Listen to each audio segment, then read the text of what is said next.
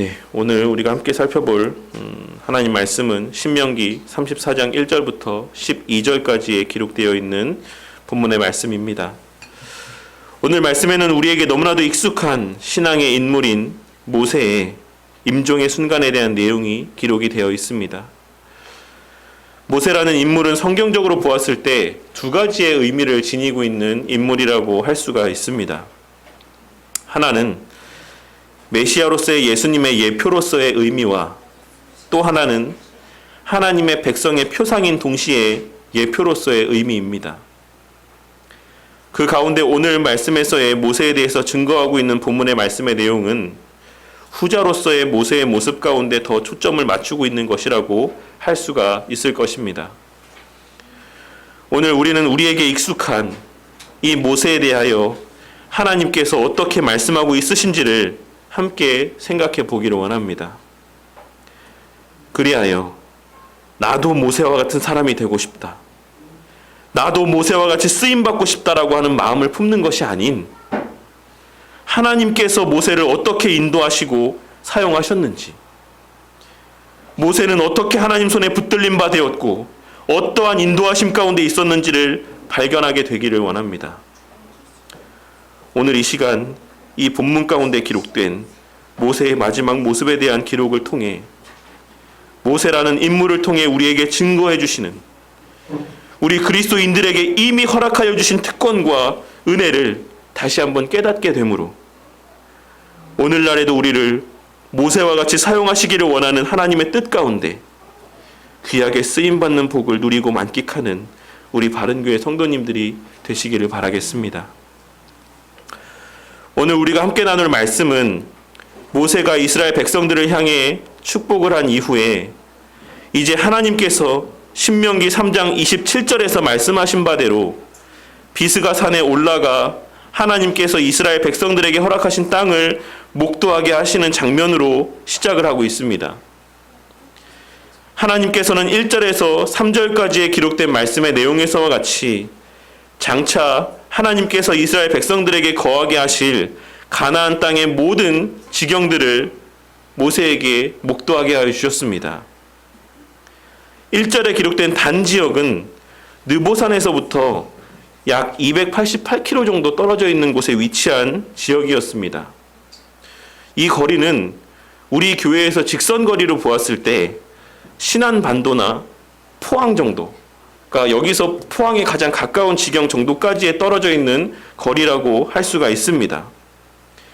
그렇게 일부의 사람들은 1절에서 3절까지에 기록된 말씀의 내용들은 하나님께서 모세에게 가나안 땅 전체를 보여주신 것을 기록하고 있는 것이 아니라 가나안 땅의 경계를 알려주신 것이다라고 해석을 하는 분들도 있습니다.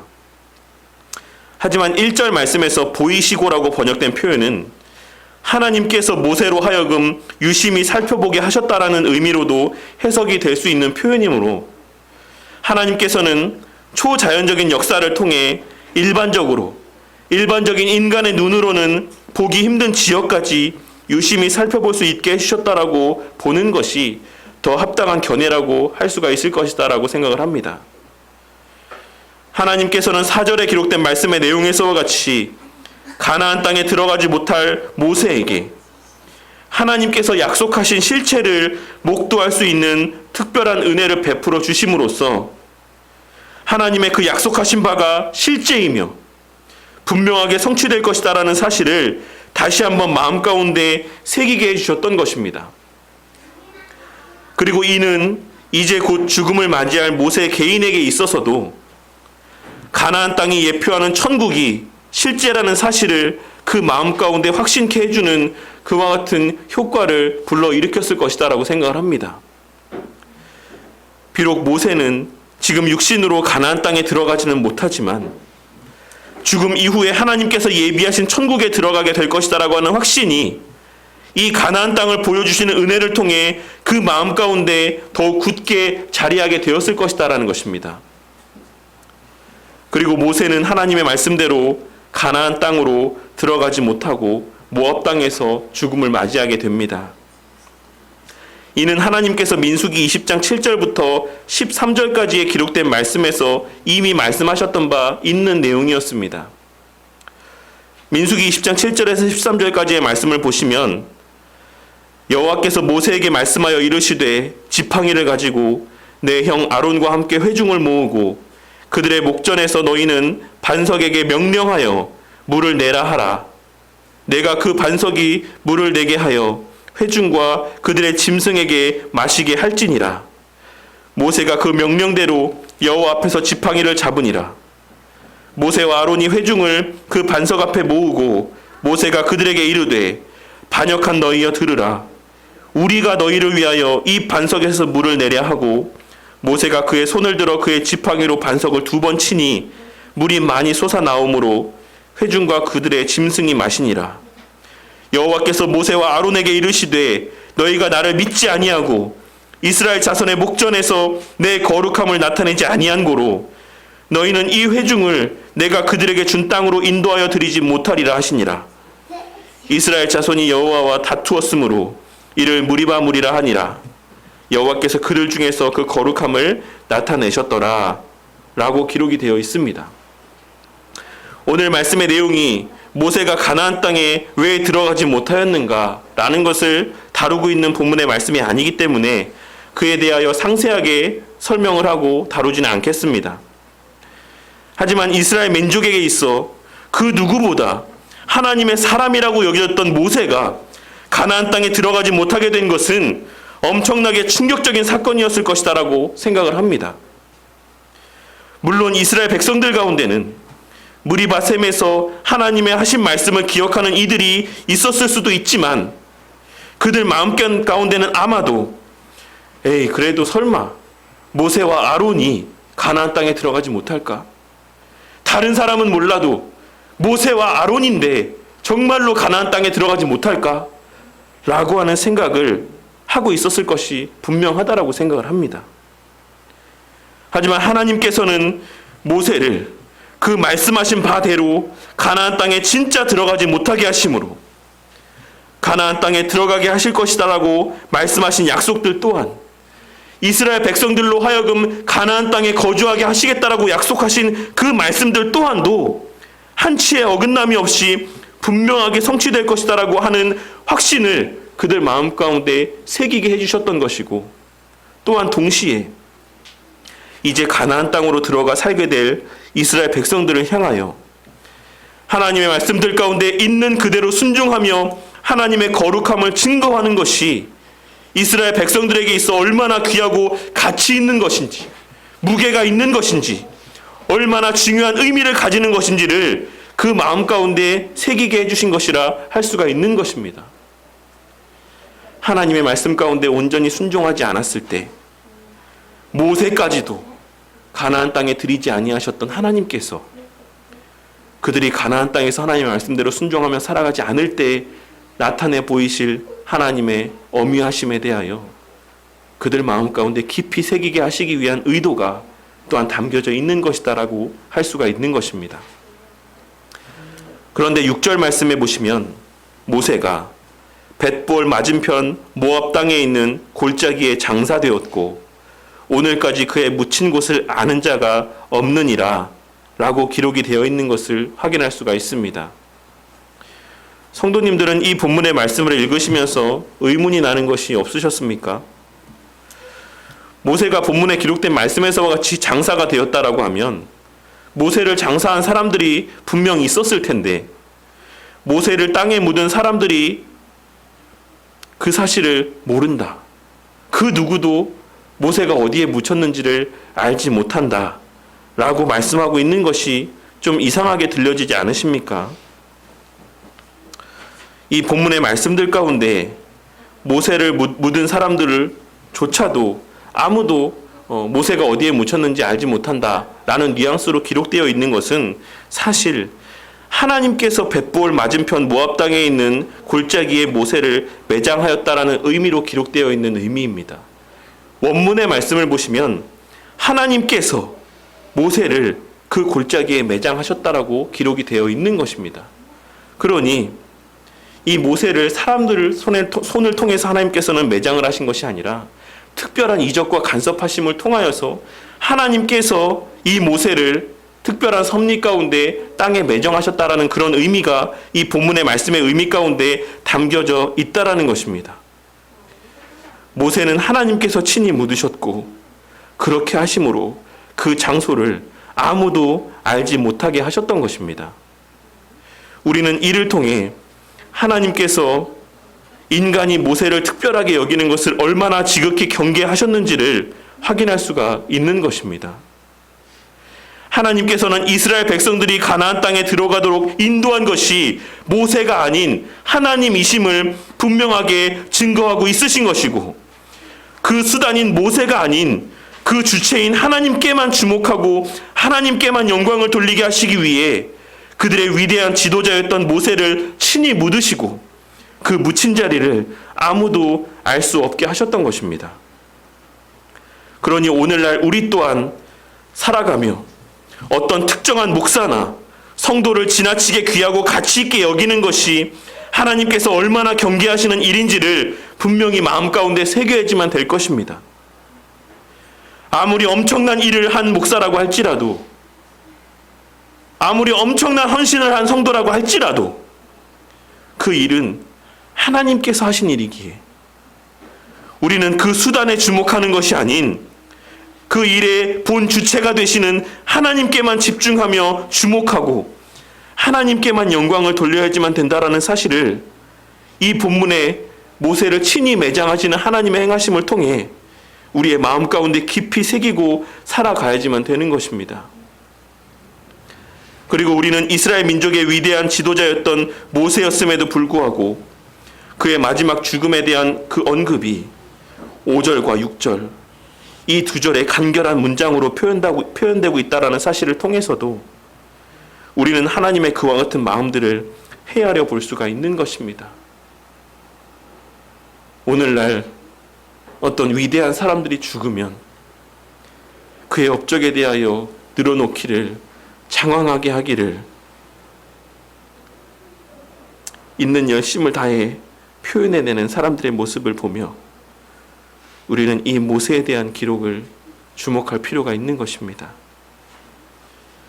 하나님께서는 모세나 성경에 기록된 인물들의 특별함 가운데 초점을 맞추기를 원하지 아니하시고 그들을 특별하게 사용하신 하나님께 집중함으로 그들을 통해 나타내고자 하시는 하나님 손에 붙들림 받은 자들이 공통적으로 증거하게 되는, 공통적으로 발견되어지는 보편적인 특성 가운데 더 관심을 기울이기를 바라신다라는 사실을 우리는 반드시 깨닫고 마음 가운데 새겨야지만 되는 것입니다. 그런데 오늘 말씀에 기록된 바와 같이 모세는 120세의 죽음을 맞이하였다라고 증거하고 있고, 또한 죽는 그 순간에도 그의 눈이 흐리지 아니하였다, 또한 기력이 쇠하지 아니하였다라고 기록을 하고 있는 것을 우리는 확인할 수가 있습니다. 그렇다면 이 두 가지 사실이 의미하는 바는 무엇이라고 할 수가 있겠습니까? 첫째로 모세가 120세의 죽음을 맞이하였다라는 것은 모세가 인간에게 허락하신 수명의 때를 온전히 다 살고 죽음을 맞이하였다라는 사실을 의미하는 것이라 할 수가 있는 것입니다. 모세오경의 시작이라고 할 수가 있는 창세기 말씀 6장 3절의 말씀을 보시면 여호와께서 이르시되 나의 영이 영원히 사람과 함께하지 아니하리니 이는 그들이 육신이 됨이라. 그러나 그들의 날은 120년이 되리라 하시니라 라고 하신 하나님의 말씀이 기록이 되어 있습니다. 상당수의 사람들은 이 120년이라는 시간을 홍수 때까지의 시간으로 해석하는 경우들이 있지만 이는 홍수 이후 사람들이 살게 될 보편적인 수명으로 해석을 하는 것이 더 합당한 견해라고 생각을 합니다. 그리고 실제로 홍수 이후에 인간의 수명은 그 이전과는 달리 급격하게 줄어들기 시작을 합니다. 그리하여 성경에 기록된 말씀의 내용들을 통해 확인할 수 있는 것처럼 야곱은 147세, 요셉은 110세, 그리고 아론은 123세의 죽음을 맞이하였고 오늘 말씀에서와 같이 모세는 120세, 하나님께서 말씀하신 바로 그 연수대로의 삶을 살고 하나님께서 데려가셨던 것입니다. 모세 이후 120세를 넘긴 사람은 거의 없습니다.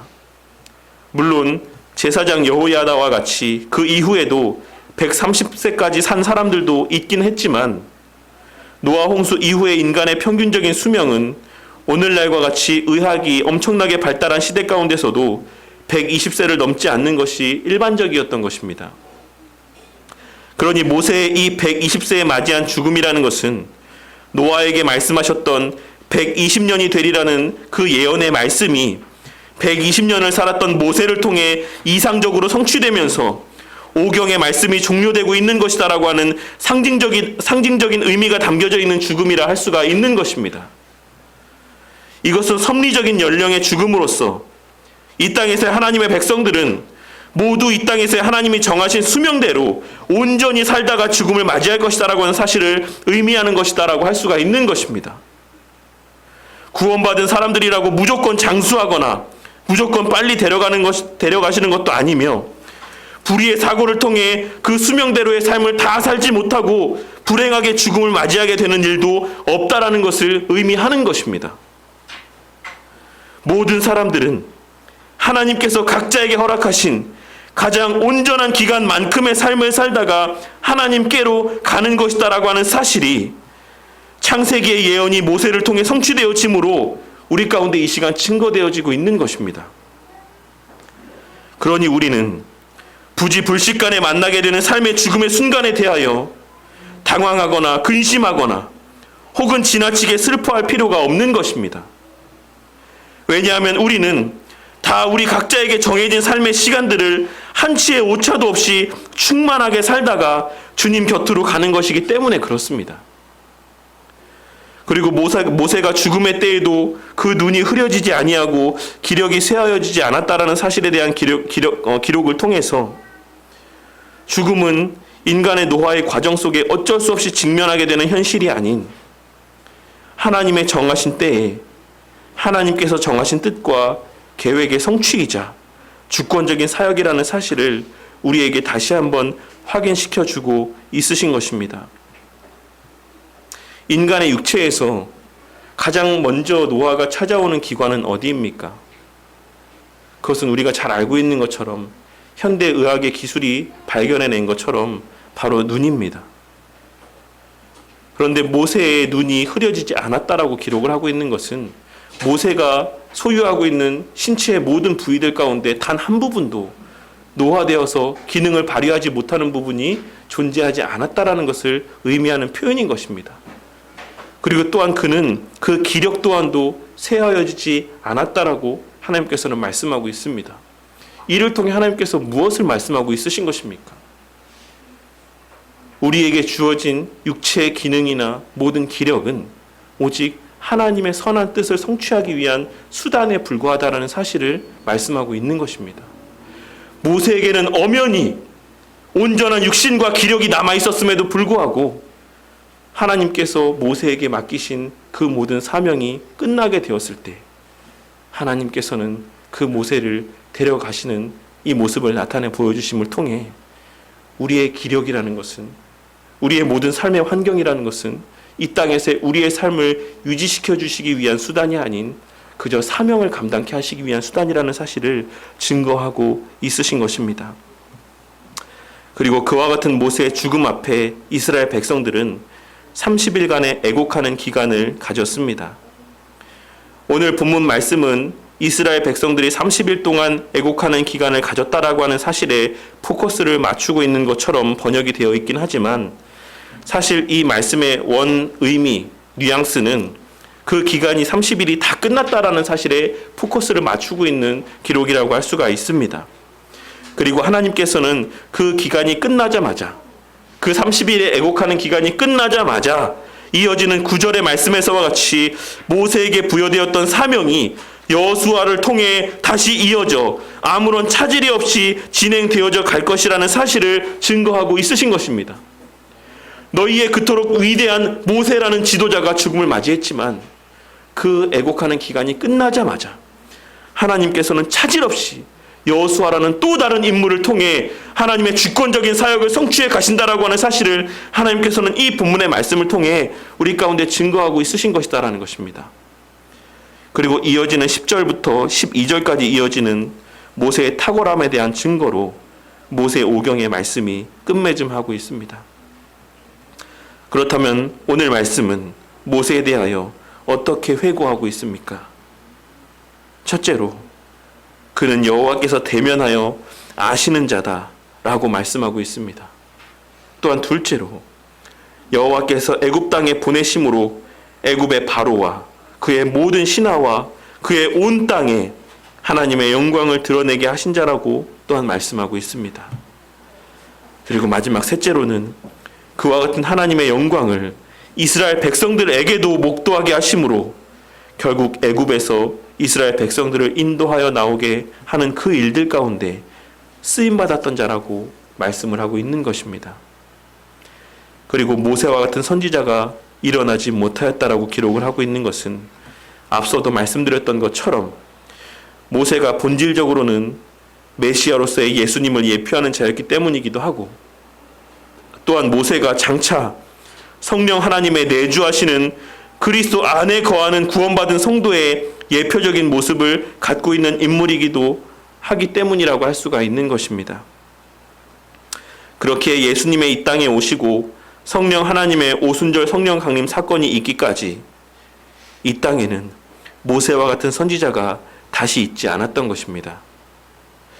그러므로 하나님께서는 모세라는 인물에 대한 기록을 통해 모세라는 인물 자체가 특별한 존재였다라는 사실이 아닌 모세가 행하였던 놀라운 일들을 통해 그 모세가 예표했던 그리스도와 그 그리스도 안에 거함으로 인해 그리스도인이라 불리며 살아가는 특권 가운데 있는 신약시대의 성도들을 바라보게 하고 있으신 것이며, 그리스도의 성취하신 사역으로 말미암아 우리에게 주어진 특권이 얼마나 귀하고 가치 있는 것인지, 그 특권이 주어진 목적이 무엇인지를 깨닫게 하시고자 하는 의미에서의 이 본문의 말씀의 기록이라고 할 수가 있는 것입니다.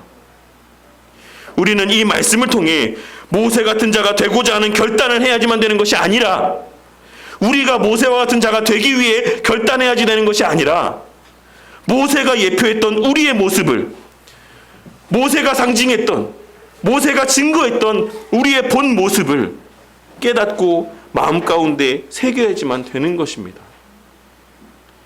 우리가 모세를 따라가게 하시기 위해 기록하신 것이 아니라 우리의 본 모습을 알려주시기 위해 모세에게 우리의 모습을 투영하게 해주셨다라는 사실입니다.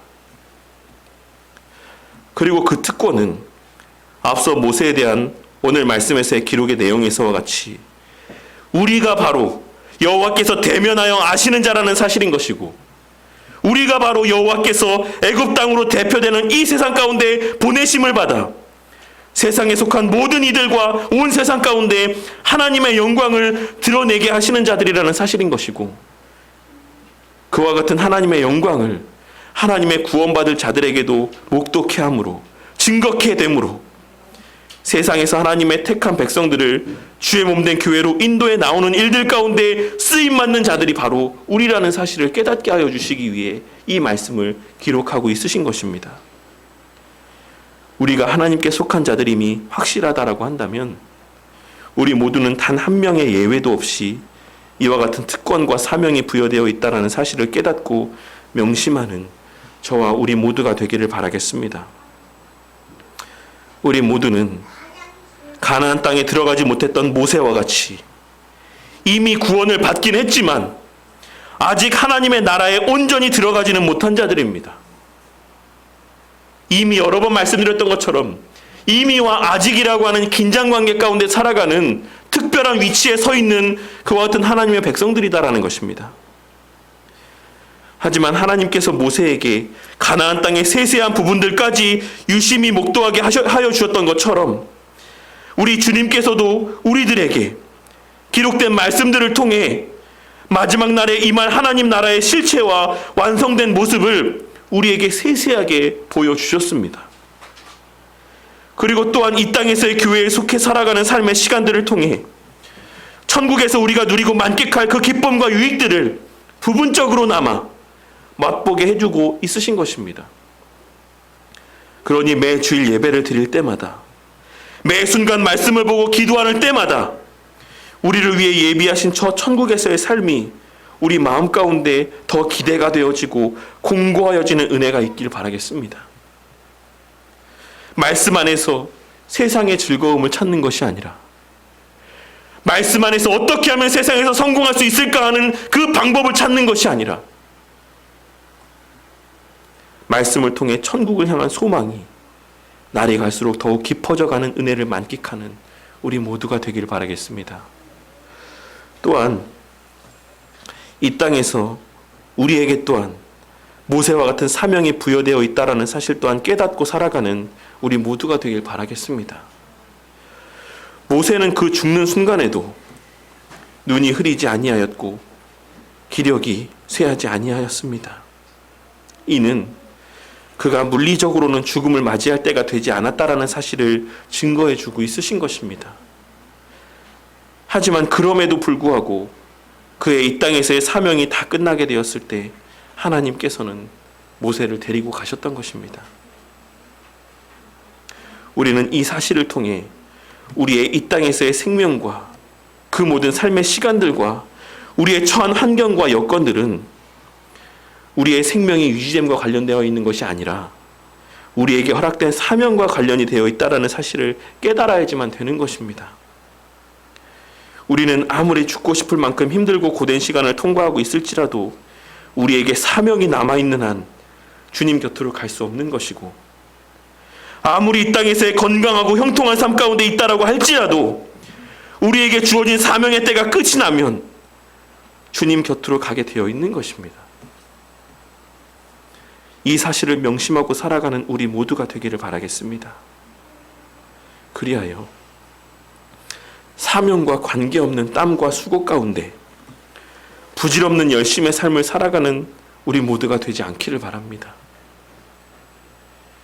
우리에게 주어진 생명과 환경들은 오직 이 땅에서 주의 사명을 감당케 하시기 위한 수단으로 주신 것들이지, 우리에게 이 땅에서 영원히 행복한 삶을 보장해 주시기 위해 주신 것들이 아니라는 사실을 깨닫고 명심하며 살아가는 우리 모두가 되길 바라겠습니다.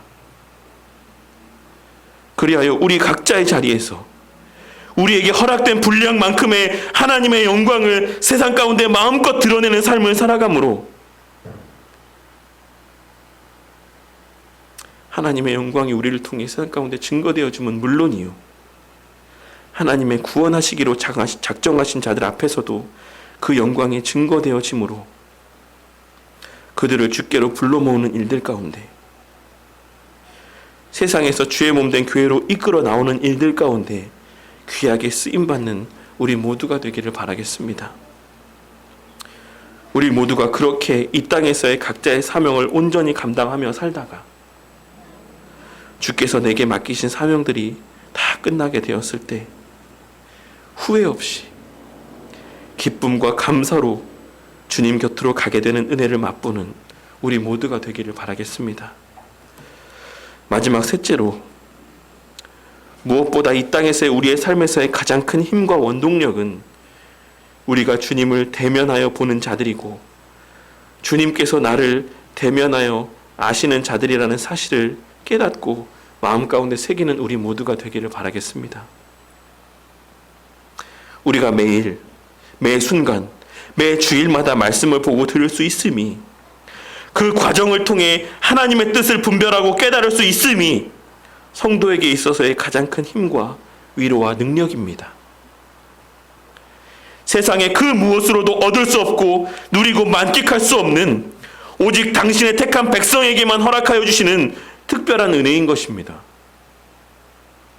그 사실로 말미암아 온 천하의 주권자 되시는 우리 주님께서 나의 아버지가 되시고 나의 하나님이 되어주신다라고 하는 이 사실을 늘 깨닫고 마음 가운데 새기게 되는 은혜가 있으시기를 바라겠습니다. 세상에서의 광풍과 같이 몰아치는 시련과 힘듦 속에서도 말씀을 통해 나를 찾아오시고 만나주시는 하나님으로 말미암아 하나님께서 나를 아시고 나의 형편을 다 알고 계신다라는 사실을 깨닫게 되는 은혜가 있으시기를 바라겠습니다. 예전에 제가 여호와 이레의 의미에 대해서 설명을 드릴 때 말씀드렸던 바와 같이 우리 주님께서는 지금 이 순간에도 우리를 지켜보고 있으시고 우리의 모든 형편을 다 알고 있으십니다. 바로 그 사실을 지금 이 순간에도 이 부족한 자를 통해 들려주시는 이 말씀을 통해 다시 한번 확증해 주고 있으신 것입니다. 그리고 바로 그 사실이 모세가 이 땅에서 맡겨진 그 모든 사역을 온전히 감당할 수 있었던 가장 큰 힘이고 원동력이 되었던 것입니다. 우리 성도님들에게 있어서는 무엇이 가장 큰 힘이 되고 있으십니까? 우리 성도님들의 삶을 지탱해주는 원동력은 무엇이라고 생각을 하십니까? 오늘 말씀을 통해 혹 내 마음 가운데 내가 내 손에 쥐고 있는 세상적인 조건들이 나에게 힘이요 나의 삶의 원동력이라고 생각하는 마음들이 있었다라고 하면 그 모든 마음들을 내려놓고 오늘 말씀에서의 주님을 바라보는 우리 모두가 되기를 바라겠습니다. 우리 성도님들 또한 늘 살아가는 삶의 시간들 속에서 우리가 바로 모세와 같이 여호와께서 대면하여 아시는 자라는 사실을 이 말씀을 통해 깨닫고 마음 가운데 새기게 되므로 극심한 낙심과 고난들 속에서도 그 하나님으로 말미암아 다시금 우리에게 예비된 사명의 터전으로 발걸음하고 우리에게 예비된 본향을 향해 걸어가게 되는 은혜를 만끽하는 우리 모두가 되기를 바라겠습니다. 오늘 말씀에서의 모세에 대한 기록이 바로 우리의 본 모습에 대한 기록인 것을 깨닫는 은혜가 있으시기를 바라겠습니다. 모세와 같아지기 위해 애쓰는 미련한 자들이 아닌 모세가 우리의 모습을 예표했던 것이다라는 사실을 깨닫게 되므로 이미 우리에게 주어진 은혜들을 깨닫고 누리며 만끽하는 지혜로운 자들이 되시길 바라겠습니다. 그리하여 모세가 그러했던 것과 같이 오늘날을 살아가는 우리 또한 매일의 삶 속에서 우리 주님을 대면하여 보고 그 주님과 모세보다 더욱 온전하고도 풍성한 교제를 나누심으로 그와 같은 교제를 통해 영육 간에 강건하여짐으로 우리 각자에게 맡겨진 사명들을 충성되이 감당하는 우리 모두가 되길 바라겠습니다. 그리고 그렇게 매일의 주님을 대면하고 교제를 나누는 삶 속에서의 충성된 사명의 삶을 살다가 주님께서 우리를 부르실 그 날에 그 누구에게도 예외가 없이 찾아오게 될 그 이 땅에서의 마지막 때에 감사와 기쁨으로 우리의 본향인 저 천국으로 모세와 같이 하나님 손에 붙들려 올라가므로 감히 상상할 수도 없는 영원한 극치의 즐거움 가운데 거하게 되는 우리 바른교회 성도님들과 저와 우리 모두가 되기를 주님의 이름으로 간절히 축원합니다.